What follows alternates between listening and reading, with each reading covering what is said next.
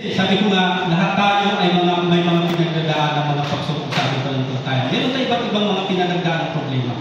So dito, sa una, problema sa bawat membro ng pamilya. Una, alam naman natin, di ba, na bago pala nagpapasukan, siyempre, problema ng mga magulang sa pagpapaaral ng kanilang mga anak.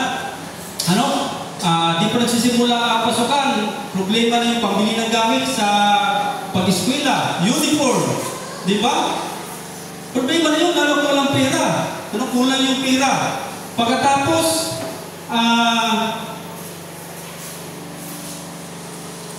nagpapaaral ka pa, magpapaaral ka pa sa college. Tapos, bilang magpapatawag ng meeting sa school.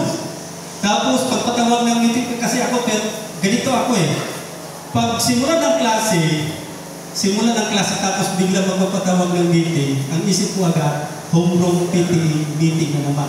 Gastusan na naman, dagdag na naman gastusan. Nung nakaraang araw, doon ako sa Trimnas, nagpatawag ng meeting yung sa craft, sa kailan yung teacher niya si Rivelario.